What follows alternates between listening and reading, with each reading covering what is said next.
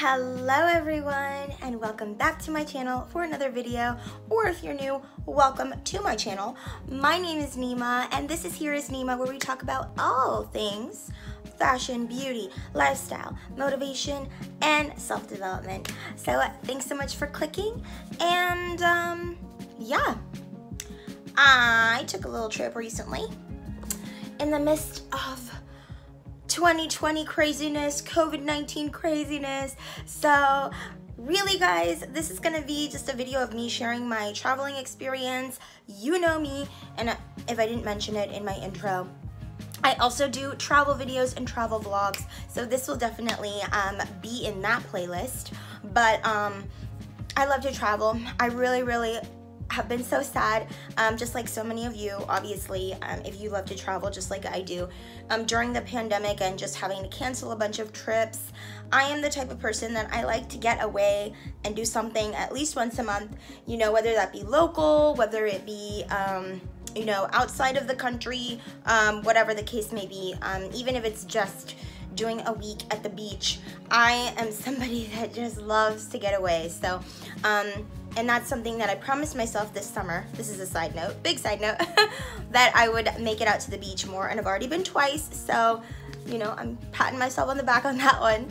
Last summer, I only made it to the beach like once, and I was like, what the heck, because I love the beach. I digress. I also, besides going to the beach, recently went to go and visit my sister and brother-in-law and my nephew and nieces for my youngest niece's birthday. So they live in Atlanta, Georgia, and well, to be quite frank with you, I was traveling alone, just me.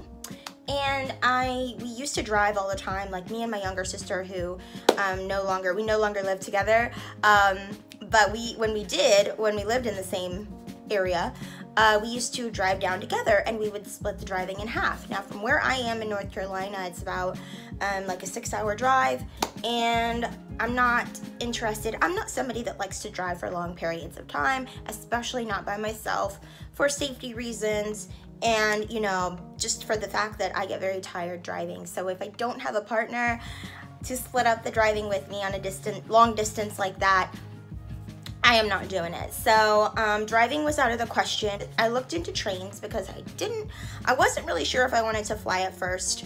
And I looked into the train ride, and it was like 16 or 18 hours, something crazy like that. And I was like, okay, yeah, that's almost like 3 times the time it would take me to drive there. So out of the question.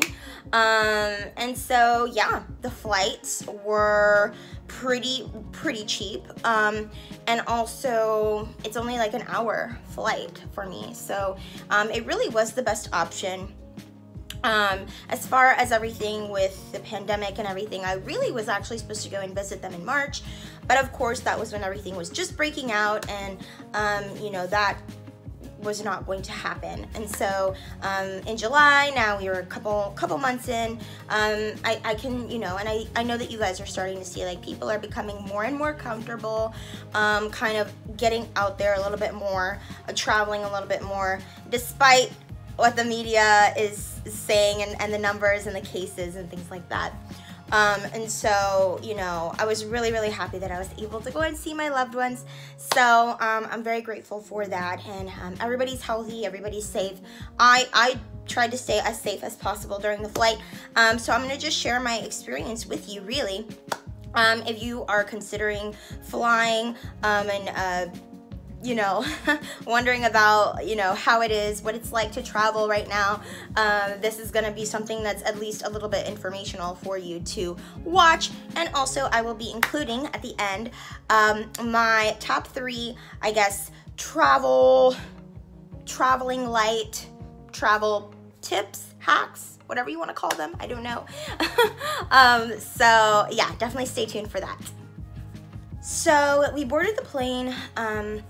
They took our temperatures as we were boarding the plane, and I actually flew with Frontier, so I got a really cheap flight with them. And it's so funny because my airport here in North Carolina, it was like a desert. I mean, there was like going through security, it was a breeze. There was no wait for like anything, and all of the pretty much all of the restaurants and all of the shops and I guess like Starbucks and things like that in the airport were all closed. So that was kind of a bummer because I was kind of hoping to have like a glass of wine before I actually took my flight. But yeah, that didn't happen. So then that was the experience when I got there. Of course, everybody had their masks on. Here in North Carolina, in the Triangle area, we are very vigilant with all of that. Compliant, I guess would be a better word, not vigilant, but that too. So everybody is wearing their masks. They're being enforced, and people are really being compliant with the mask wearing, so that is a positive. We got on the plane, and surprisingly enough, it was a full flight, so I was shocked by that because I thought that they were going to be doing some type of like social distance seating or something like that, because I had heard that from someone that flew Delta. But I'm flying Frontier, and as we all know, with some of these cheaper airlines, you know, they're all about, you know, their money and charging you for every little thing. So it kind of made sense that they were still going to have a full flight, even in the midst of a pandemic. So I sort of just said, okay, whatever, it's an hour, everybody has a mask on, it's fine. So we got in the plane, we all boarded the plane, landed, and oh my goodness, the Atlanta airport was a zoo. It was a zoo. So the airport was it was packed. I mean, not only was it a holiday weekend, but the airport was packed to the point of like, you would not know that we were in a pandemic if you saw how many people were in that airport. I mean, like, people are traveling everywhere. So I was shocked because coming from my airport where it was like a ghost town, I'd never seen our airport that empty.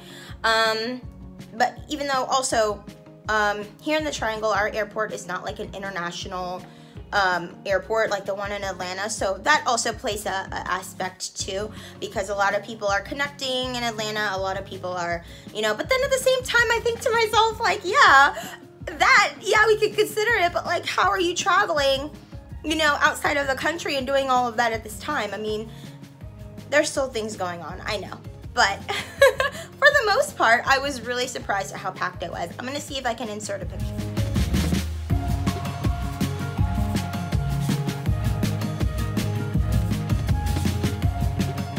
Some people were wearing masks, some people were not. I mean, it was a completely different world. Even though it's just like a few states away, or like literally a state away. It was a completely different situation. And so that was interesting. But, you know, all of their stores, all of their restaurants, everything was open. So I did finally get to have my glass of wine while I was waiting for my sister to pick me up. So, yeah, but I mean, hey, I did my best to stay safe and, you know, social distance and things like that. But it is pretty starkly different, I believe. I know when you're going even from just state to state, because obviously that's domestic travel, and like, it was literally night and day. So that was the biggest thing. Funny thing about coming back on Frontier though, our flight coming back from Atlanta was actually social distanced. So I had the whole road to myself. I guess not enough people bought tickets to like sell out the flight, so that's why they did that. But then at the same time, it looked like the seats that we had all chosen to sit in were like, you know, positioned in a way to be social distance. So it was really interesting how that happened. I was on a full flight coming on the way to a crowded airport from a deserted airport, and then on the way back from a crowded airport, I was in a social distance flight coming back to a deserted airport. So it was kind of funny the way that all panned out. I thought that was nice that they were at least like being courteous enough to give people masks.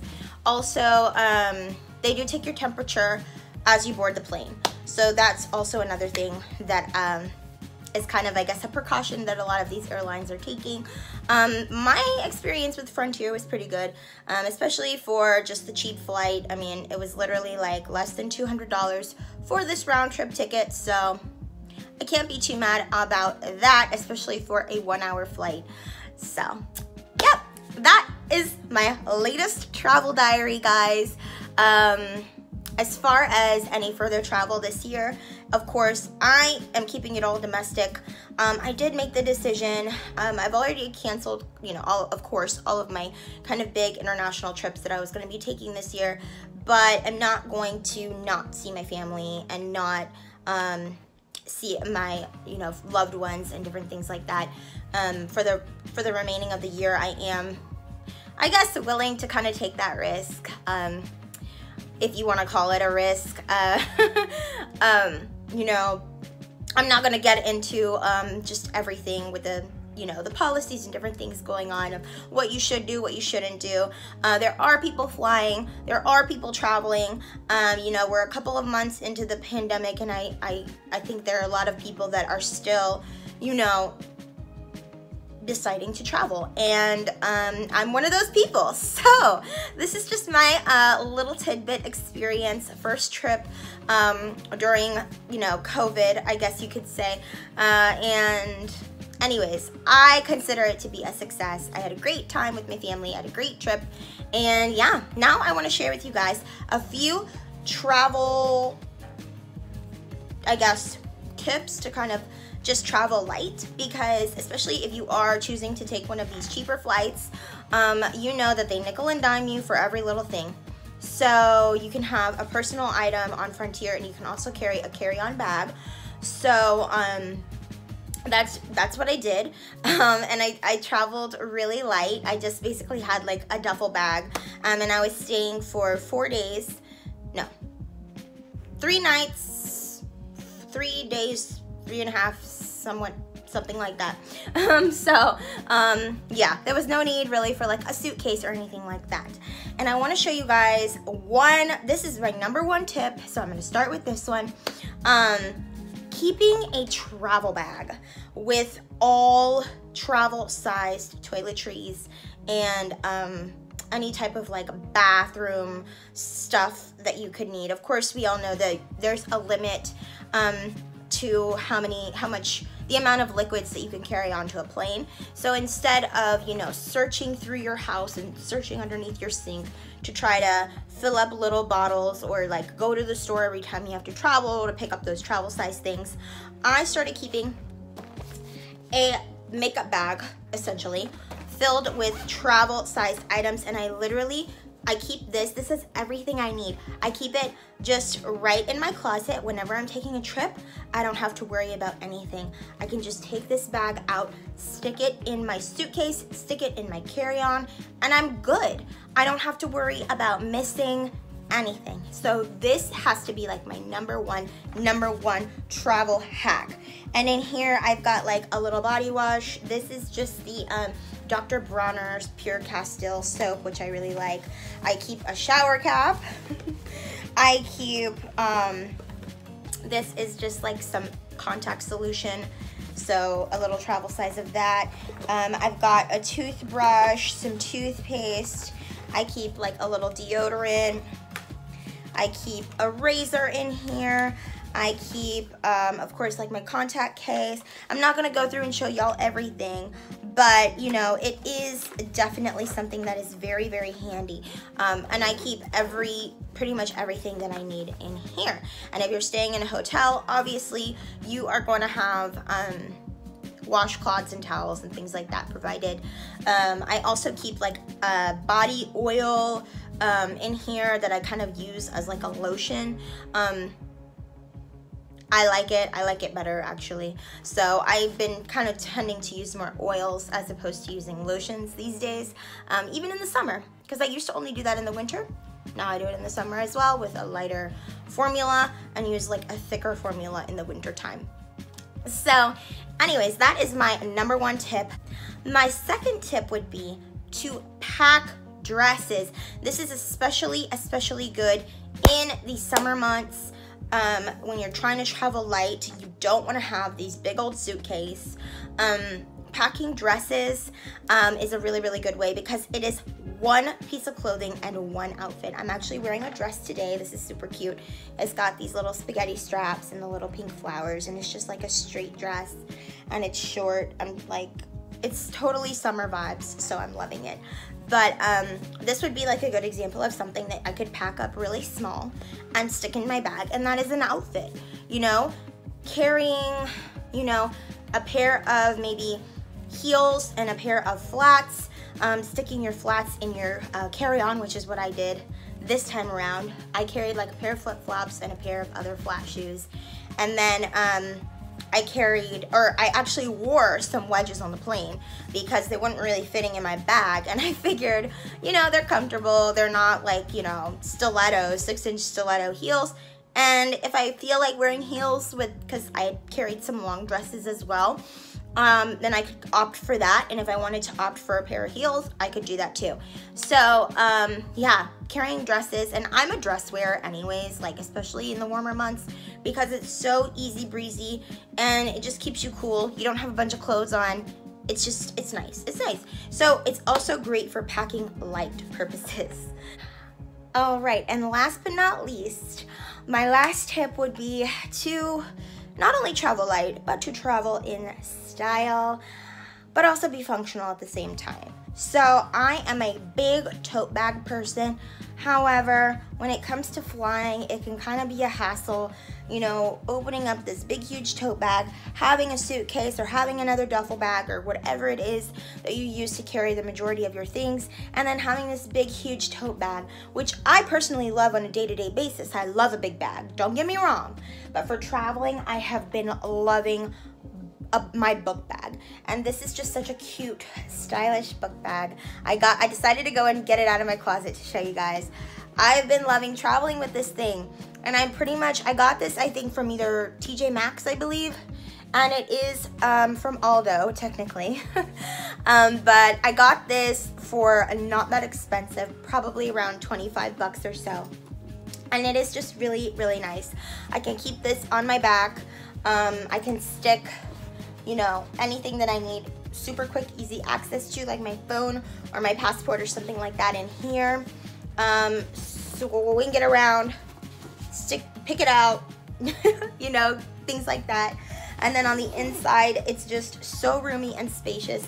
There's different compartments. I mean, it literally is basically like a purse, but a backpack. And I can stick my iPad in here. If I have anything in my carry-on that can't fit, I can stick it in here. I mean, I have loved this. It's less strain on your shoulder because you know how it is when you have like a really big bag and you're traveling and you have it stuffed with things. It kind of weighs on your shoulder. This does not do that. It's super comfortable, hands-free. You can hold your bag in your other hand. You can still have another hand free. I'm loving traveling with this backpack. So that is pretty much my last and final tip for you guys. If you are kind of, you know, looking for a little bit more functionality when you're traveling, that's a really cute way to do it. It's a cute backpack. It's not like one of those backpacks that you have for school or for hiking or things like that. So that's what I really love about it, is it's like a purse, but it's a backpack. So anyways, guys, I hope you found this video helpful. If you like this content, definitely make sure to let me know, like, subscribe, and I will see you in the next one. Bye, loves.